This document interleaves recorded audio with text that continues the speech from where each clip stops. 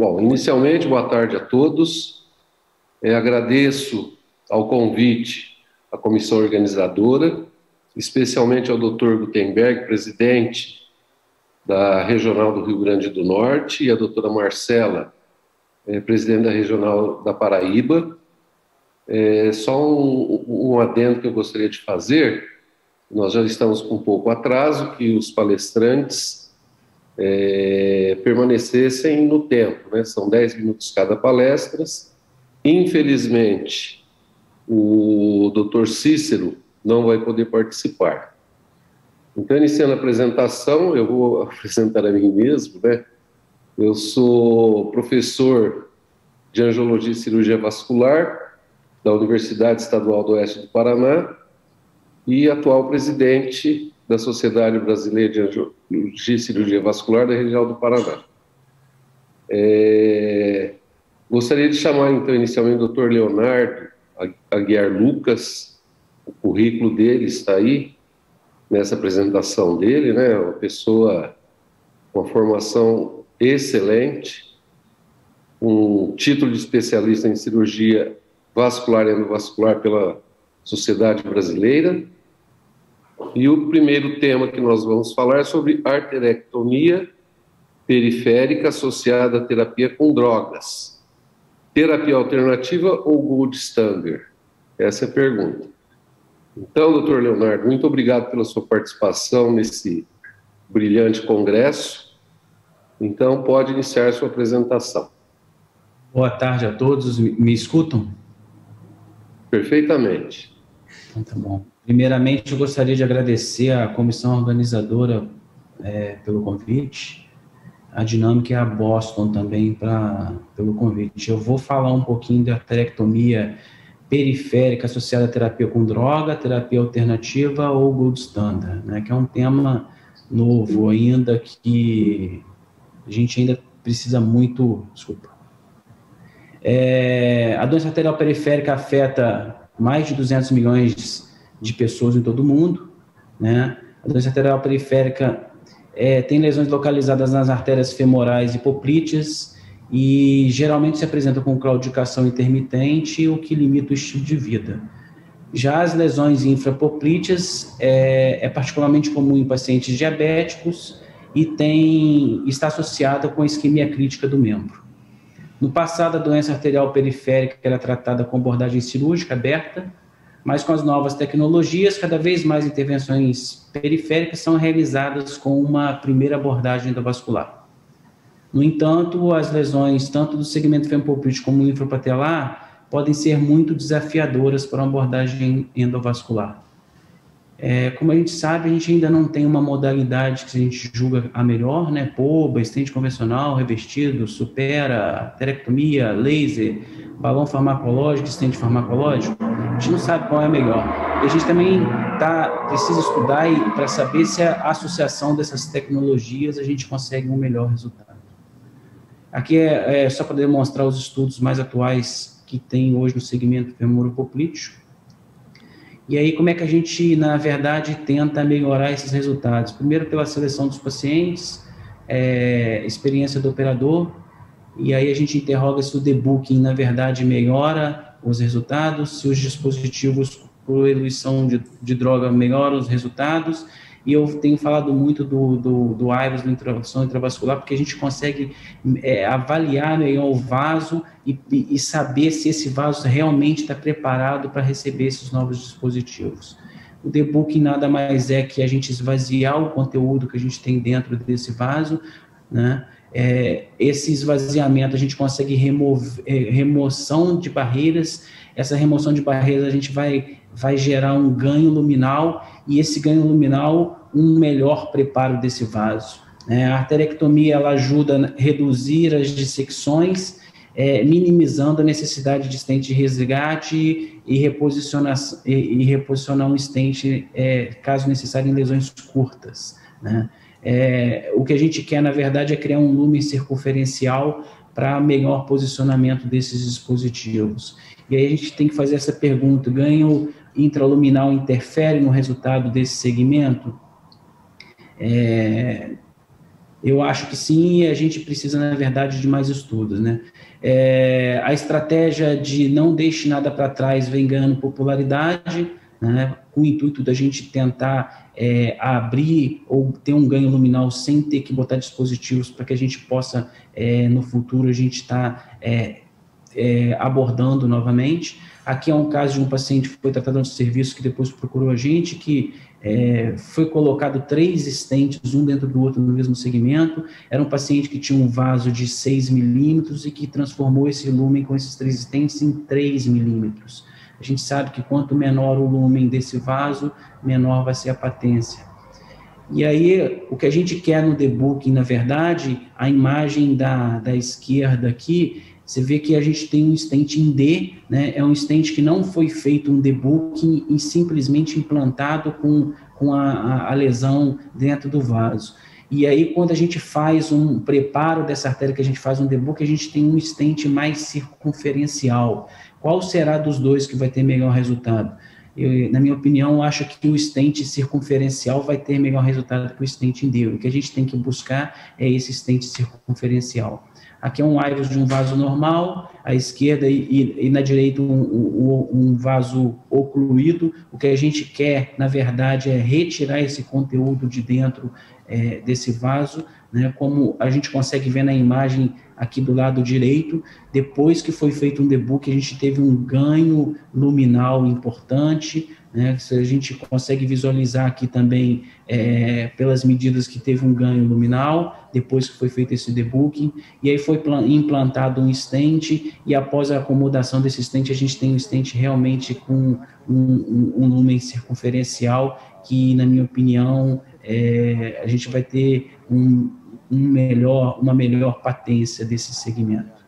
E aí, para falar dos balões farmacológicos e stents farmacológicos, as atuais indicações dos balões farmacológicos são para tratar lesão primária de comprimento médio, de 10 a 19 centímetros, TASC A e C, e lesões minimamente calcificadas. Também pode ser utilizado em artérias infrapatelares e em reestenose intrastente. Em contrapartida, os stents farmacológicos, eles estão indicados para TASC D, lesões mais longas e extremamente calcificadas. Aqui só para demonstrar para vocês o que a gente tem hoje no mercado de balões farmacológicos, né, um impact com 3,5 microgramas por milímetro quadrado de paclitaxel, todas as plataformas são de paclitaxel, o restante dos balões com 2 microgramas por milímetro quadrado, né, uma dose menor de droga. E os stents farmacológicos, o que a gente, também na mesma plataforma da droga de paclitaxel, o Eluvia, a gente consegue ver que ele tem uma dose muito baixinha de droga, 0,167 microgramas por milímetro quadrado, quando comparado com o Zilver, que tem 3, né? E a grande vantagem, na verdade, é que o Eluvia entrega 40% do medicamento nos primeiros 30 dias e 60% nos últimos 12 meses. Os 12 meses, onde é o pico máximo aqui, quando a gente consegue visualizar no gráfico, do pico de reestenose, ele ainda está entregando droga. Em contraste, o Zilver, ele entrega 95% das drogas nas primeiras 24 horas e o restante nos 156 dias seguintes.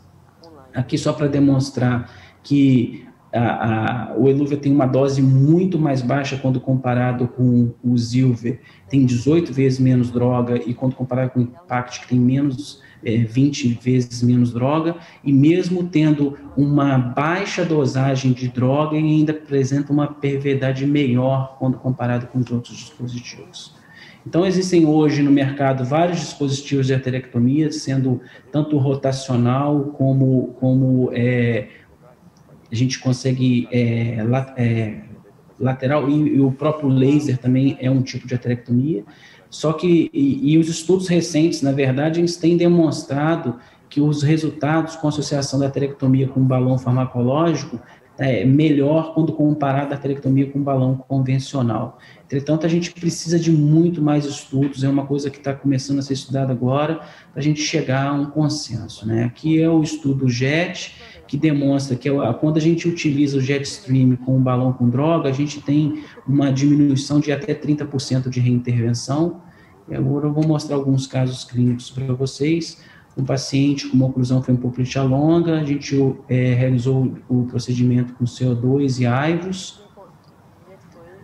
Foi feito um debooking com o Jetstream de todo o segmento ocluído femoropoplíteo, e aqui o resultado final após o implante do stent farmacológico, Eluvia, lesão longa, demonstrando um excelente resultado.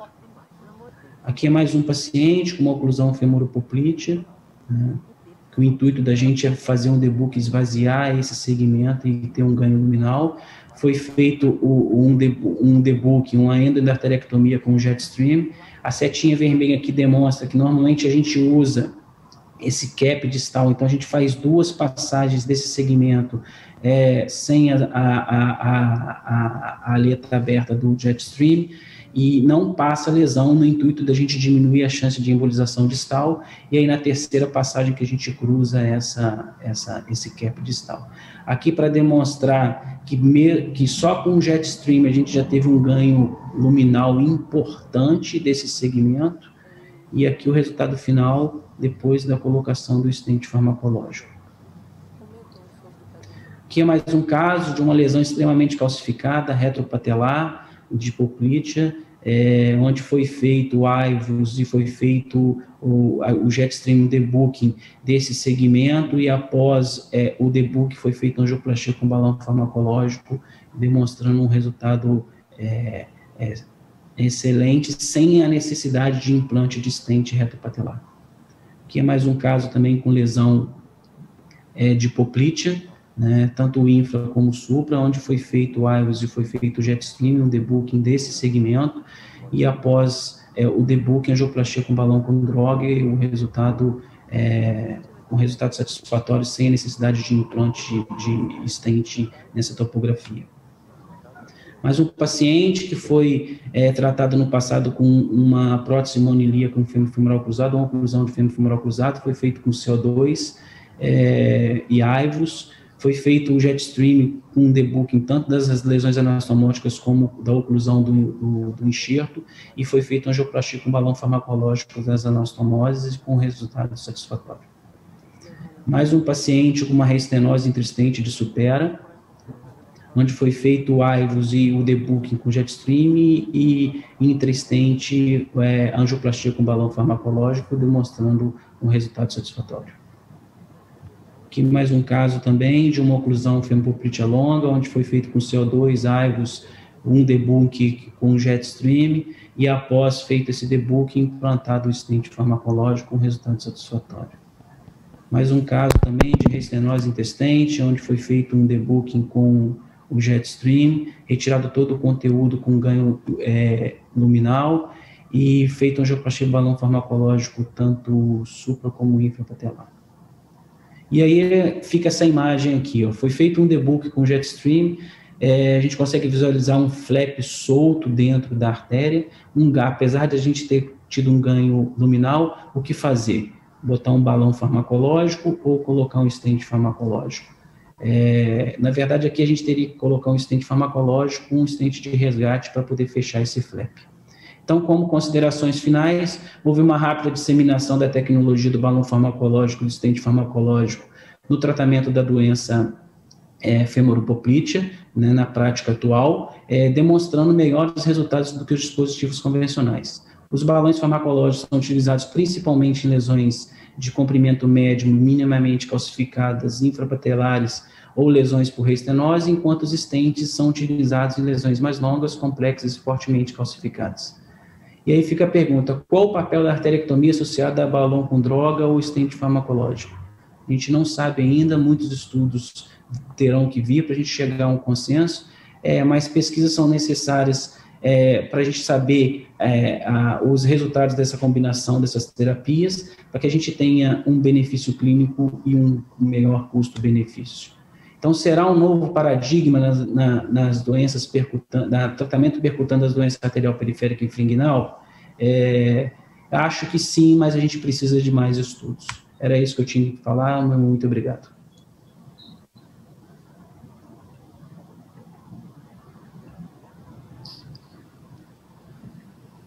Doutor Diego. Bom, quero agradecer aí a participação do Dr. Leonardo, uma aula espetacular, Muito bem feita. Eu chamo agora nosso segundo palestrante, que é o Dr. Alejandro Goldsmith, da Argentina. O Dr. Alejandro é diretor médico na 6 Latam e pesquisador da Biotronic. Dr. Alejandro, os nossos agradecimentos pela sua presença. Então, o senhor pode iniciar a sua aula sobre os benefícios da terapia de Quat French em procedimentos endovasculares. O senhor tem a palabra. Bueno, buenos días. ¿Me están viendo ahí la presentación? Sí. Perfecto. Bueno, voy a tratar de hablar de una manera lo más lenta posible. Eunofalo portuñol. Quería agradecer a la gente que ha ingresado a este congreso a invitarme, y como recién dijeron, mi nombre es Alejandro Goldsmith, soy de Argentina, soy cardiólogo intervencionista y aparte de hacer la parte de terapia coronaria también hago lo que es endovascular periférico. Voy a tratar de en unos breves minutos poder comentarles si es que realmente existe o no un beneficio en hacer procedimientos endovasculares de manera mínimamente invasiva, en este caso utilizando tecnología con 4 French.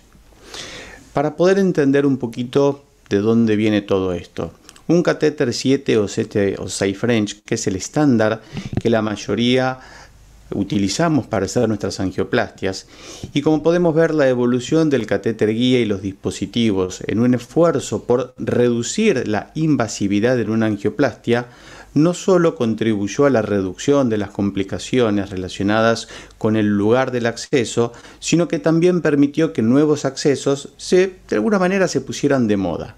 Y por ende, nuevos horizontes terapéuticos van a generar este tipo de moda. El concepto de utilizar un catéter guía o un dispositivo más pequeño, es decir, pasar ya a un 4 o un 5 French, se basa en la hipótesis de que estos pueden reducir más aún las complicaciones relacionadas al sitio del acceso. Ahora bien, un estudio reciente de Ulmenham, en donde utilizaron ultrasonido para demostrar una incidencia significativamente menor de complicaciones en el sitio de acceso en los procedimientos, pero en accesos radiales, utilizando un catéter 5 French en comparación de un 6 French. Y esto le dio una diferencia muy importante, 14.4 versus 33.1% de complicaciones, simplemente pasando de un 5 a un 6 French.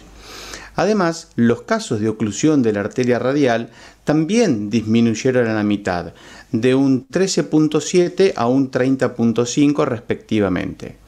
Entendemos que la arteria radial posee aproximadamente unos 3 milímetros, que va a depender también del peso del paciente y la altura, pero de alguna manera son arterias similares en tamaño a las que podemos ver en una arteria tibial, por ejemplo, o en una arteria pedia. El estudio Nausicaa, en donde también se utilizó una radial, lo que hizo fue comparar 4 French versus 6 French y no se reportaron complicaciones relacionadas a utilizar 4 French, pero sí utilizando un 6 French. Y esto también mejoró los tiempos de hemostasia, porque obviamente que la punción, si tiene un diámetro más chico, el tiempo para poder cerrarla va a ser menor. Todos estos trabajos y muchísimos trabajos más, que no lo nombro por cuestiones de tiempo, nos van a llevar a cuestionarnos si no podíamos trasladar estos conocimientos que tenemos de la radial, en donde hoy ya están dentro de las guías de cardiología, si no podríamos llevarlo al territorio periférico, pero obviamente tenemos que salir de la zona de confort. Entonces, nos preguntamos realmente ¿para qué? ¿Y cuál es la importancia de pensar en terapias mínimamente invasivas con 4 French? Y también dónde pueden impactar utilizar este tipo de terapias. Primeramente, ¿cuánto es el tiempo ideal que debería estar internado un paciente después de una angioplastia de miembros inferiores? Fíjense que desde los 80 ya podemos tener respuesta a esta pregunta. Hay una publicación muy importante de Roger en Radiology, en donde puede concluir que cualquier paciente cuya condición médica y salud en general son tales que no requiere que tenga un cuidado de enfermería o si la atención médica se encuentra dentro de un hospital de cuidados intensivos, este paciente es potencial candidato a tener una angioplastia de manera ambulatoria. Es decir, no se llega a internar, sino como un paciente externo, se le hace la angioplastia, está 1 o 2 horas y después se va a la casa. Este estudio nos permite ver que en 112 procedimientos con acceso femoral, con una tasa de fallo en la recanalización del 5% y con el uso del 93% con dispositivos 6 French. El resto con dispositivos 7 French y un solo paciente utilizó un 8 French. Cuando terminó el procedimiento, se utilizó un angiosil en el 88% de los pacientes y tuvo una tasa de éxito del 83% y el 12% requirió una compresión manual. Lo interesante es que es prácticamente a las 3 horas, para ser más exacto, a las 2.8 horas, con una variabilidad de 1.2 horas, el paciente se podía ir de alta a la casa. ¿Cuáles fueron los resultados que obtuvieron? El 8% tuvo que ser readmitido al hospital, el 0% de mortalidad. Pero lo interesante es que el promedio del costo del paciente por un alta precoz fue de tan solo de $320 por paciente versus $1.800 por paciente si debía pasar toda la noche internado en el hospital. O sea que el alta precoz no solo es segura, sino que a su vez es económica. Pero tengamos en cuenta que este estudio incluyó los dispositivos de cierre vascular como el angiosil. Ahora, si pudiéramos combinar todos los beneficios, o sea, utilizar un bajo French, un alta precoz y evitar utilizar un cierre percutáneo, estaríamos disminuyendo los costos en más de $2.000 por día. Esto es importante, no solo porque vamos a bajar los costos, sino que un paciente, a darle el alta precoz, estamos justamente permitiendo que otro paciente pueda ingresar, ya sea por una misma patología para hacerse una angioplastia o que el hospital pueda dedicar esa cama a otro tipo de procedimiento. Ni hablar hoy en día con el tema del COVID, lo necesarias que son las camas. Ahora, para poder realizar intervenciones de manera ambulatoria, el procedimiento debe realizarse con una baja tasa de complicaciones, porque si no, esas complicaciones el paciente las puede tener en su casa y eso no es bueno. Y como ustedes saben, la incidencia de complicaciones menores y mayores después de la intervención endovascular varían en un promedio entre un 4 y un 8%. Y la mayoría de las complicaciones están relacionadas al sitio de acceso. Entonces, ¿en quién es más frecuente estas complicaciones? Va a ser en pacientes con edad avanzada, sexo femenino, en los obesos, en los hipertensos, el uso de heparina antes y después del procedimiento, los pacientes que tengan una mala función renal, la cantidad de contraste que uno utilice, si es muy elevado, y por otro punto es el tamaño del introductor. Entonces, ¿cuáles son todos estos factores de riesgo modificables y cuáles no? Solamente uno podemos trabajar nosotros, que es el tamaño del introductor. Entonces, es importante que el tiempo y tipo y forma de hemostasia que vamos a estar directamente relacionados al lugar del acceso vascular, la forma de acceder y obviamente el French que vamos a utilizar en esa punción. Y todo esto puede ocasionar complicaciones mayores si es que utilizamos un frenchaje mucho más grande, como pseudoneurismas, fístulas, hemorragias, la necesidad de transfusión, hematomas retroperitoneales, disecciones, embolismos, hasta la ruptura y muerte del paciente. Entonces, este estudio, si bien no es reciente, es antiguo, pero con más de 17.000 pacientes, reveló que la incidencia de complicaciones como el sangrado mayor pudo disminuirse de un 8.4 a un 3.5 con una P significativa de menor a 0,001. cuando se reducía, obviamente, el French del introductor, la intensidad y la duración de parina y el tiempo del procedimiento. Además, contempló que las complicaciones lo que hacen es prolongar la estadía que no está evaluada cuando planteamos al principio del ahorro de esos $2.000. Todo esto lo encarece aún mucho más. Recientemente se publicó el estudio TAMI por mi amigo Larry Díaz con 1.195 procedimientos endovasculares, en donde 840 eran intervenciones que se realizaron por vía femoral. Y 254 intervenciones fue por acceso dual, o sea, vía femoral o acceso utilizando las pedias. Y 101 con la técnica de TAVI, punzando únicamente la tibial o la arteria pedia. Otro punto interesante es que con 4 French se optimizó justamente esta técnica y con 5 o 6 French ya se empezó a utilizar la estrategia dual o la punción femoral. El punto interesante es que la tasa de complicaciones como perforación fue más significativo cuando se utilizó la terapia dual, o sea, de alguna manera haciendo la punción de la arteria femoral versus el TAMI. Y que la tasa de éxito técnico es similar en ambas estrategias, porque antiguamente se pensaba que la única manera de recanalizar o hacer una angioplastia era por vía femoral, y ahora podemos saber que por vía infrapatelar, haciendo punción de la pedia y la tibial anterior, tenemos la misma tasa de éxito técnico. Por lo tanto, esto demostró ser seguro y efectivos.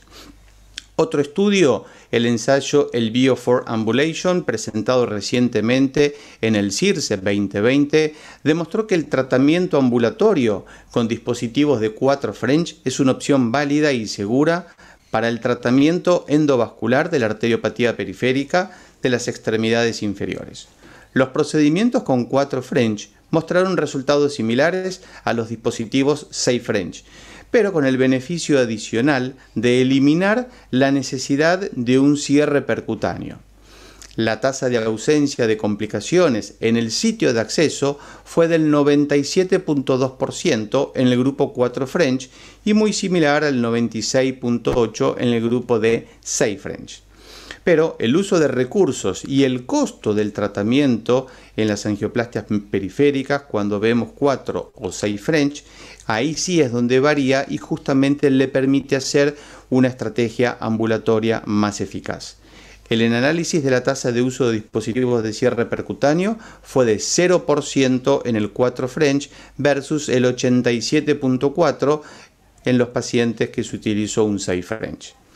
También es importante entender cuando uno va a hacer una angioplastia con acceso retrógrado, es entender la morfología de la placa, en donde se presentó una clasificación muy interesante para poder predecir el éxito de cruce de la lesión basado justamente en la concavidad que tiene la lesión y la dirección de ingreso. Y fíjense que en esta clasificación podemos ver que es más frecuente tener un acceso más amigable cuando hacemos un acceso por vía retrógrada desde la arteria tibial, por ejemplo, en donde serían el 66.2% de los pacientes. Pero con un 6 o 7 French, uno se preguntaría si es seguro hacer una punción retrógrada de alguna de las arterias tibiales o de la arteria pedal. La cantidad de contraste que se utilizó, el tiempo de fluoroscopía, el tiempo del procedimiento y obviamente el tiempo de permanencia en la institución le dio a favor del TAMI una P muy interesante y fue estadísticamente significativa. Pero esto es una técnica factible con éxito terapéutico, uno podría preguntarse, y sí, el 100% de los accesos utilizando la técnica de TAMI, que se fue con 4 French, tuvo un 100% de éxito. Así que esto de alguna manera es segura y efectiva. Cuando evaluamos las distintas variables de las complicaciones, podemos observar que no hay diferencias significativas y una tendencia a menor complicaciones con el acceso TAMI con 4 French. Por lo tanto, TAMI nos mostró que es seguro con una baja tasa de complicaciones, menor cantidad de contraste, utilizando también menor radiación y es igual de eficaz cuando se lo compara con un acceso femoral, a pesar de tener los beneficios, como charlamos recientemente, del alta precoz y reducir los tiempos de hospitalización. Doutor Alejandro, Ya para ir concluyendo, sí. Un minuto, conclusão. Ok, es la última diapositiva. Ya que estamos convencidos de utilizar un acceso mínimamente invasivo y también un acceso retrógrado, ya sea por la vía tibial o pedal, es seguro y efectivo. Hacer una angioplastia con balón en estos pacientes se puede, hacer una angioplastia con stent se puede, porque existen dispositivos que son compatibles con 4 French y varios estudios, por ejemplo acá, como pueden ver, el Forever realmente les dio que tienen una baja tasa de reintervención con un libre TLR a 24 meses.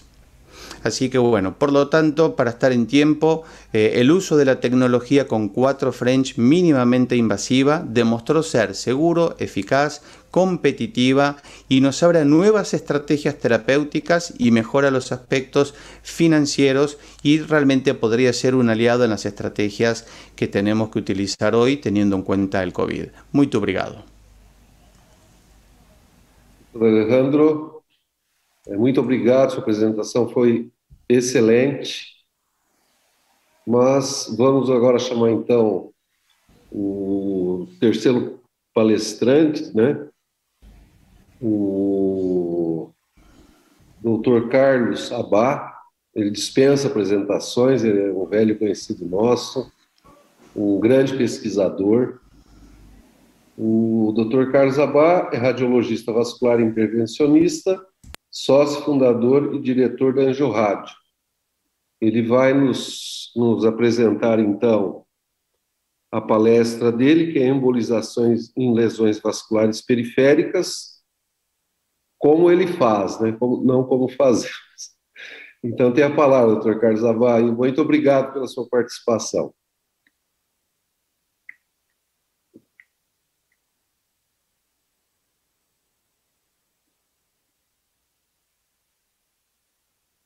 Estão vendo a tela? Ainda não, agora sim, tá ótimo. Tá aparecendo. Sim. Ok. Bom, boa tarde já, né? Nem bom dia, né? Eu agradeço e parabenizo o meu amigo Gutenberg pela organização desse congresso, que nós participamos ano passado também. E agradeço a gentis palavra do Antônio, e vou tentar aqui me manter no tempo para não alongar mais a sessão. Aqui está se falando mais em termos de revascularizar, o Lucas falou muito bem aí na sua aula, eu vou falar mais de ocluir vaso, né? Então é um movimento oposto a esse. Eu toquei um pouco o título e coloquei, para caber no tempo, como a gente escolhe um material para fazer uma embolização periférica. Bom, primeiro, para você escolher o material, você tem todo um fluxograma lógico na sua cabeça. A primeira coisa é estabelecer o objetivo. O que é que você quer fazer? Você quer interromper a hemorragia rapidamente no choque hipovolêmico? Você quer preparar um tumor para ser operado e ser ressecado? Então, depois você ter o objetivo do seu tratamento, você vai ver qual é a etiologia e a morfologia específica daquela lesão. Muito importante ver o acesso vascular, se o vaso é um vaso de fino calibre, um vaso distal, se é uma vasculatura tortuosa, se é um trajeto reto. A anatomia do território que você vai embolizar é essencial, você saber qual é a função daquele território, se você pode sacrificar o vaso sem consequência funcional para o paciente. E, por fim, em dados técnicos para você definir o material, você medir o vaso e medir o fluxo nesse vaso, pelo menos estimar o fluxo, para você, depois de definir a estratégia, você escolher o material mais adequado para cada caso específico. Então, na verdade, um tratamento individualizado, esse tratamento. Então, vamos passar rapidamente sobre os materiais mais usados, não vou usar todos porque são vários, mas os mais vistos na prática clínica. Primeiro, os agentes líquidos. Os agentes líquidos clássicos são o álcool, o cianacrilato, que é a cola, e o ônix. Tem outros semelhantes também ao ônix, hoje em dia tem o squid, mas o ônix foi o primeiro a aparecer nessa linha. A grande característica desses materiais é que são fluidos e, por ser um líquido, ele penetra muito distalmente. Ou seja, se você quer levar um catéter um vaso muito fininho, você tem que usar um catéter de fino calibre, ele não vai portar uma mola por dentro, que não cabe a mola, então você tem que usar um agente líquido. Então, quando você vai a lesões distais, você usa um agente líquido. Existe muito fascínio para o uso de agente líquido, as pessoas querendo usar, mas esse fascínio pelo agente líquido deve ser visto com cuidado, porque tem a liberação do agente líquido, ela é difícil controlar, e por isso, apesar de ser muito eficaz, ela também está sujeita a mais complicações e existe para isso uma curva de aprendizado. Então, em sumário, eu diria que o álcool ele é usado para quando você quer destruir um órgão ou um tumor. O ônix e a cola a gente usa muito para fechar fístula arteriovenosa e malformações arteriovenosas, o endolíquido tipo 2 e tumores hipervascularizados. Aqui é um exemplo. Esse paciente tem um angiofibroma juvenil, um tumor muito vascularizado, já tinha sido operado, não tinha mais nenhum acesso, tudo ligado. A gente fez punção direta, injetamos a cola pela agulha de forma transnasal, como está aí representado. A outra grande indicação são as malformações arteriovenosas, né, onde quer que seja, desde o cérebro até o pé. Então, você vê aqui um nidus, a função não é você ocluir proximalmente, como algumas pessoas fazem com mola, você tem que, para evitar recorrência, tem que fechar o nidus, e aí você usa um agente como o ônix, que você controla a injeção, e ele penetra completamente, isso aqui é um 3D mostrando o ônix, ele preencheu completamente o nidus da lesão, e esse paciente, obviamente, não vai ter nenhuma recorrência. O agente sólido particulado é um agente muito fácil de usar, mas às vezes as pessoas não usam de forma inadequada ou quando não estaria indicado. Os agentes particulados sólidos seriam o PVA, que seria uma partícula irregular, como essa aqui, e hoje em dia a gente usa mais as esferas, que é mais calibrada e mais confiável, o seu diâmetro vai ocorrer naquele diâmetro que está indicado no rótulo do produto. É uma embolização fluxo dirigida, então você joga a esfera no fluxo e o fluxo vai levando aquilo distalmente, então ele também tem penetração distal, menos do que o agente líquido, mas ele também tem muita penetração distal a nível de arteríola. Então é usado por causa disso também quando você quer destruir, fazer a ablação de um órgão ou tumor, porque ele vai penetrar em todo o tumor ou em todo o órgão. E lesões também mal definidas, um sangramento epistático, você não consegue identificar a fonte de sangramento, você vai naquela artéria supostamente sangrante e você joga para fechar a circulação distal, hemoptise também, e aqui um bem conhecido de vocês, um mioma, né? Então você calibrando a esfera para o tamanho do vaso tumoral, você consegue, como nesse caso, preservar o miométrio e você fechar só o mioma, né? Então, essas são as indicações principais desse tipo de material.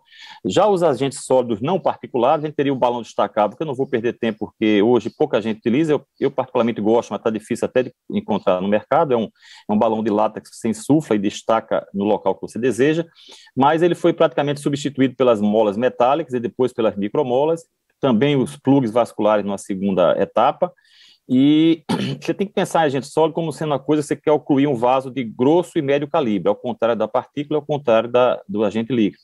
E por isso a gente pode raciocinar como sendo equivalente a uma ligadura cirúrgica, só que feita de forma endovascular. Então as indicações são várias, né, desde hemorragias traumáticas, não traumáticas, aneurisma, pseudoneurisma, redirecionamento de fluxo, para prevenir endolíquido tipo 2, e eu vou mostrar aqui alguns exemplos. Quando se fala em mola, você tem uma variedade imensa, né? É um agente muito conhecido, muito tradicional de embolização, você tem vários tipos, né? Você tem molas fibradas, você tem micromolas que passam no microcatéter com destacamento controlado, você tem molas recobertas por gel, e aí não dá para a gente entrar em detalhes aqui agora nisso, mas cada uma teria uma vantagem em relação à outra. De um modo geral, as espirais metálicas elas têm a vantagem de adaptar-se bem à cavidade aneurismática, então é um material de preferência para você fazer uma oclusão intrassacular. Tem uma variedade muito grande de tamanhos e modelos, é muito flexível e a navegabilidade por isso é muito fácil. Você pode, a maioria hoje você pode reposicionar as molas, existem algumas que não são reposicionáveis, mas a maioria você pode reposicionar, e você pode entregar através de catéter ou de microcatéter, dependendo da espessura do fio.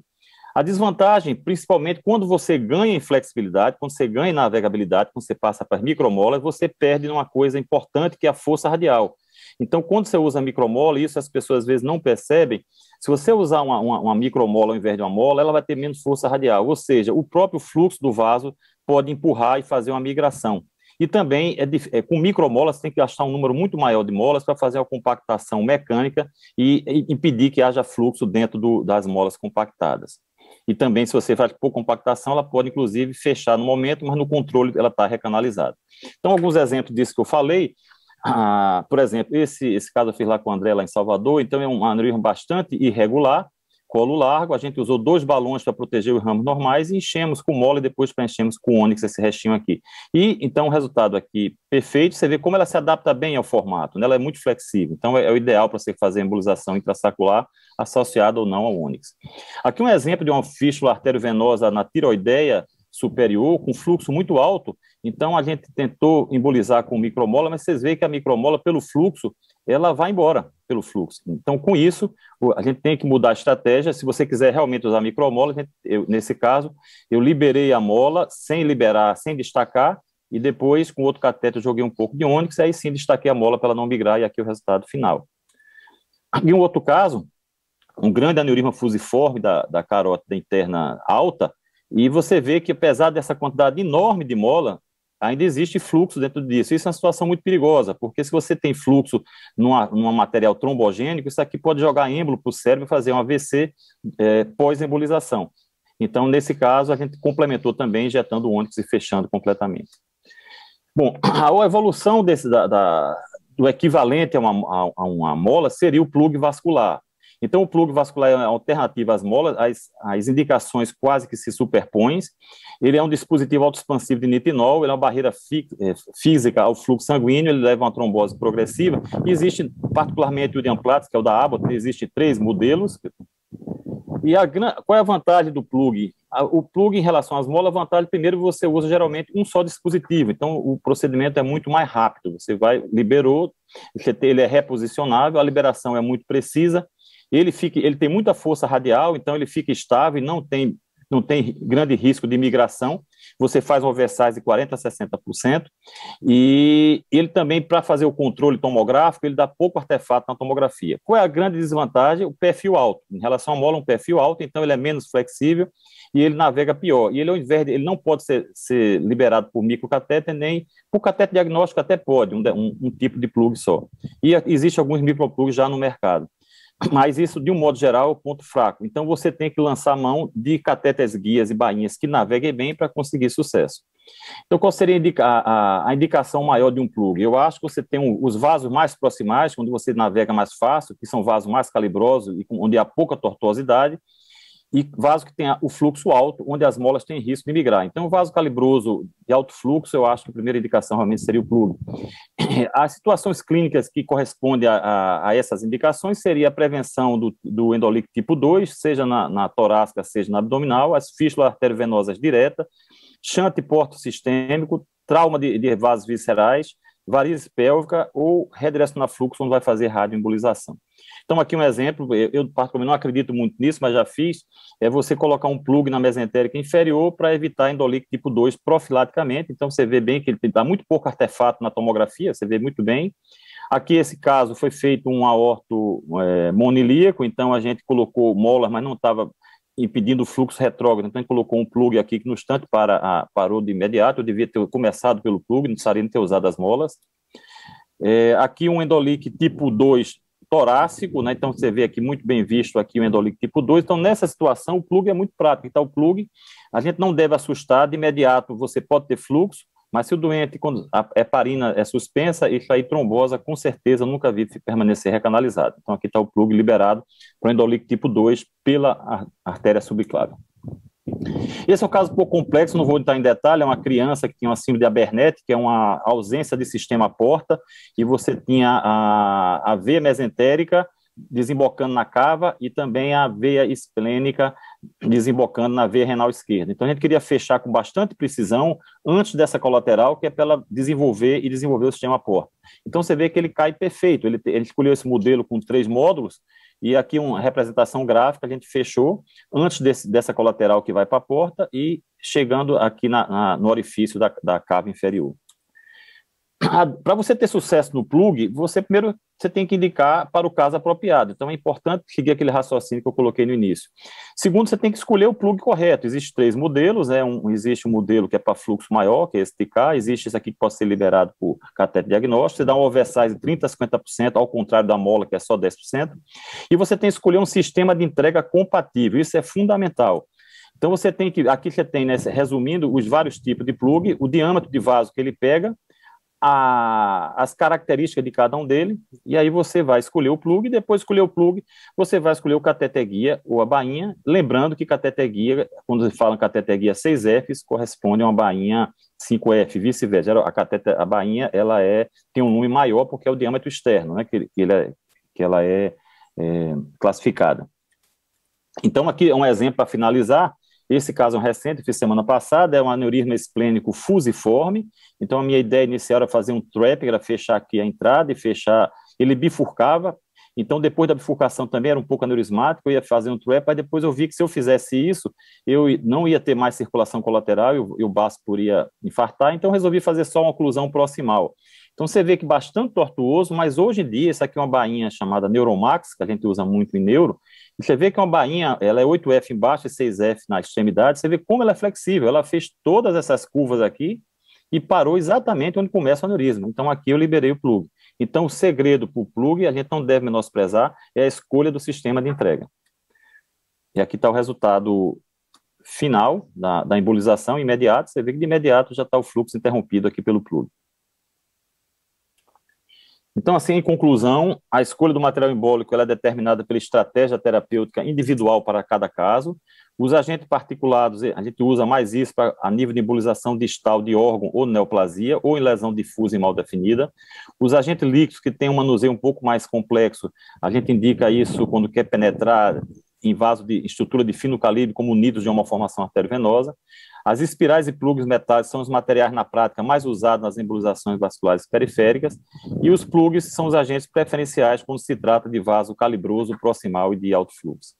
Esse aqui é a nossa máquina que nós estamos agora, esse novo brinquedo da gente, que tem uma tomografia acoplada a uma anja na mesma sala, e quando vocês forem, alguém for em Recife, eu teria o prazer de mostrá-lo e convidá-los a fazer um tour nessa máquina. Então, mais uma vez, obrigado a Gutenberg, obrigado a Antônio, e fico à disposição. Doutor Carlos, parabéns pela apresentação. Nós que agradecemos a vossa presença, que sempre nos traz muito conhecimento. Então, devido ao adiantado da hora, nós vamos abrir aqui 10 minutos para debate. Então, eu quero chamar os debatedores, o Dr. Paulo Roberto da Silva Lima,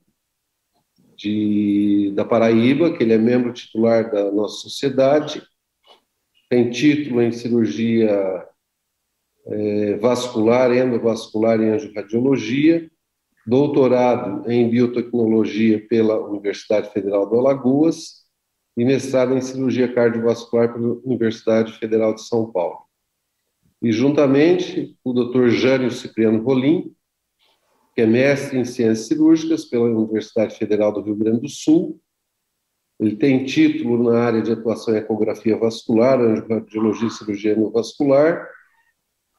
Foi o nosso colega e presidente da regional da Paraíba do ano 2011 a 2015, é membro titular da nossa sociedade.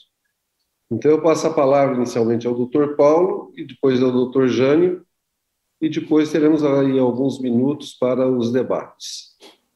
Então, tem a palavra para suas considerações, Dr. Paulo. Boa tarde a todos. Agradeço a Regional de Rio Grande do Norte da Paraíba pela lembrança do meu nome. Agradeço participar de tão brilhante mesa, né, com todos os presentes apresentadores. Para não perder tempo, vamos direto aqui. Com relação à palestra do Dr. Leonardo, eu gostaria de saber, quando eles têm uma lesão, tanto proximal, ou seja, a nível de coxa, e interna, se ele faria o debooking começando pela coxa para depois ir para a perna, nas lesões, ou faria o inverso, da perna para a coxa. Já vista que quando faz, por exemplo, o Jetstream, se você fizer proximalmente, vai estar jogando impureza lá para baixo. Se ele acha que tem alguma diferença nisso, ou realmente tem que começar distal para proximal, né? E a outra situação é que, se fosse a opção dele, escolha dele, se ele, toda vez que fizesse o debook, ele faria a complementação com a angioplastia, ou ao fazer o debooking, vendo que a artéria está toda aberta, não precisaria da angioplastia, né? Com relação ao Dr. Alejandro, excelente observação, já devido à diminuição dos nossos devices, né? Então, consequentemente, nós estamos realmente tendo menores complicações hemorrágicas, principalmente, no local da punção. O único porém aqui, pelo menos aqui ao nível do Nordeste, que eu acho, é o nível de acessibilidade, de aceite do paciente, né? Porque os nossos pacientes, principalmente aqui no Nordeste, são pacientes muito teimosos em termos de manter um repouso, de seguir as nossas recomendações no pós-operatório. Então, ainda eu tenho um certo receio em mandar meus pacientes aqui do Nordeste com alta tão precoce, né? Sim, ele tem esse problema também na Argentina, né? E o professor Abá foi brilhante, foi dicas importantíssimas aí, né? Eu só tenho mais a agradecer as dicas que ele deu e sempre disposto a nos ajudar quando precisamos aqui, ele está sempre presente. Mais um agradecimento pessoal aqui, né? Basicamente isso.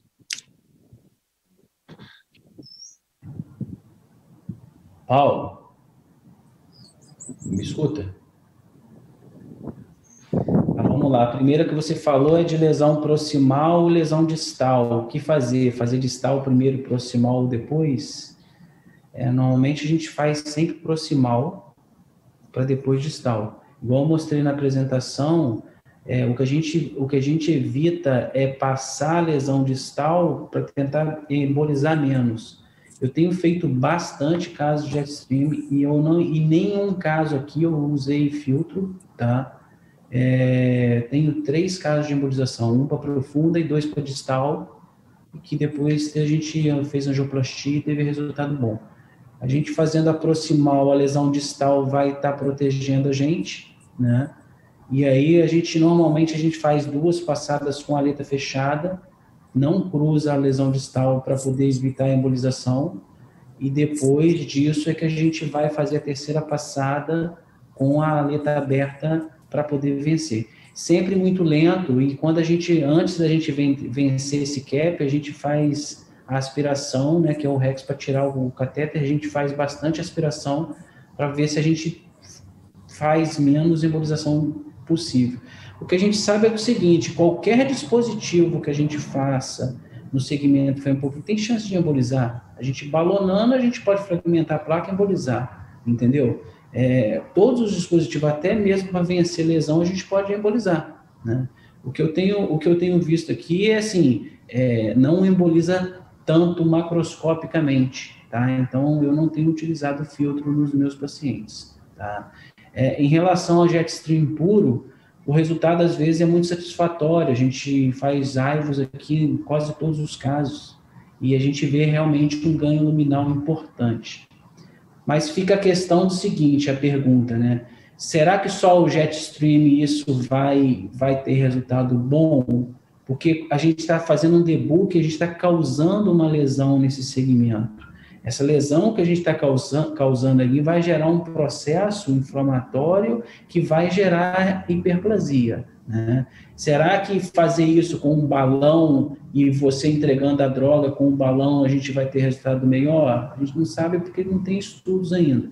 Mas, ao mesmo tempo, a gente sabe que o balão entrega muito pouca droga, que ele perde muito no trajeto, né? E, ao mesmo tempo, a droga é entregada momentânea ali, né? Eu hoje estou mais assim, direcionado para o stent farmacológico, principalmente para essa nova tecnologia da Boston, que tem uma droga muito baixa e entrega a droga até 12 meses. Então, assim, eu acho que para a doença primária hoje, na minha opinião, é lógico que a gente precisa, é a minha opinião, mas a gente precisa de estudo.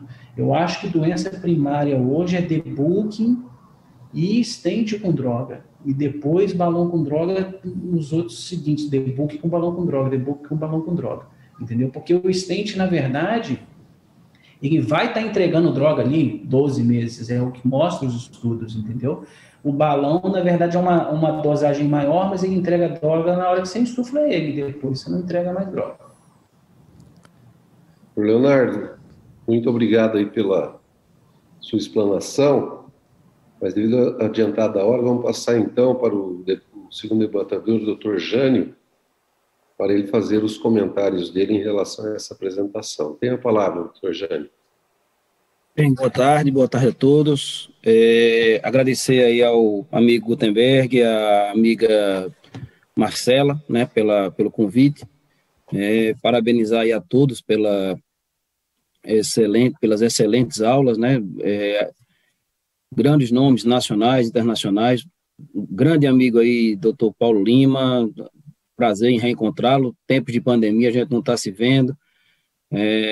Dr. Abá, recentemente conheci a sala dele lá no português, é coisa de outro mundo, né? Pude ter o prazer de passar uma semana lá com ele, fazendo uma reciclagem em alguns procedimentos, e parabenizá-lo, a brilhante palestra, né, doutor Abá, pelas suas dicas, né,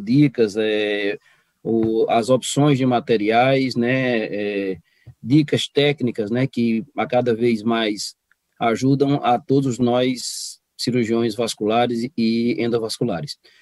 E a minha primeira pergunta aí vai para o Dr. Leonardo Lucas, né, então é o seguinte: de acordo com a aula dele, né, acho que não ficou nenhuma dúvida que é uma excelente opção essa aterectomia, né, com essa angioplastia. Só que o que eu quero perguntar a ele é o seguinte: com base na dificuldade, né, dos convênios aqui no nosso Nordeste, né, aí eu pergunto a ele qual a aceitabilidade dos convênios, né, lá no Rio de Janeiro, em autorizar esse procedimento, que a gente vê que é um procedimento de alto custo, né? E assim, aqui na nossa região a gente tem um certo problema com os auditores exigindo grandes evidências científicas para tal procedimento, né? E sem polêmica política, logicamente, eu fico muito preocupado imaginando aí o exercício da nossa profissão com alguns políticos aí querendo exigir certezas científicas para que a gente possa exercer algum tipo de tratamento. Então, eu passo a palavra aí para o doutor Leonardo para ele fazer o devido comentário, por favor. Ô, Jânio, obrigado aí pela pergunta. Eu não tenho dificuldade aqui não, Jânio, eu faço o pedido, na verdade, quando ele, assim, o que eu tento demonstrar, na verdade, para eles é o benefício. É um segmento ainda muito para a gente, muito difícil, porque a gente não sabe o que tem de melhor. É diferente, eu estava até conversando outro dia com um colega, a carótida, a gente coloca o stent na carótida, quanta reestenose de carótida a gente vê. Agora, a perna, a gente trata a perna, daqui a pouco trata de novo, daqui a pouco trata de novo, daqui a pouco trata de novo. O que a gente está querendo buscar hoje é o dispositivo que tem a maior patência, né? O que eu acho que a gente tem que ver, assim, o debug é muito importante, porque a gente tem um ganho luminal, né? E eu acho que esses dispositivos com drogas, eles vieram, na verdade, para ficar mesmo, porque eles têm uma patência muito melhor do que os convencionais. Então, o que tem que justificar a gente realmente tem que usar esses dispositivos porque ele tem uma melhor patência. Acaba que, é lógico que a gente não tem estudos ainda de impacto de custo de tudo isso, apesar de aqui no Brasil os dispositivos serem muito caros em relação lá fora, mas é sabido que menos reintervenção você vai fazer. Né? Porque normalmente o que acontece é faz uma perna daqui 6 meses em top, daqui 1 ano em top, daqui a pouco tem que fazer reintervenção. O que a gente tem visto é que com esses dispositivos a gente consegue manter esse segmento mais pérvio, entendeu? É lógico que a gente precisa de mais estudos para a gente chegar nesse consenso, mas o que é sabido é que já melhorou em muito o resultado desse segmento quando comparado com os dispositivos convencionais. Ok, muito obrigado. Em relação à aula do segundo colega, do professor Alejandro, né? Me chamou muita atenção a questão aí da micropunção e do baixo perfil do material, né?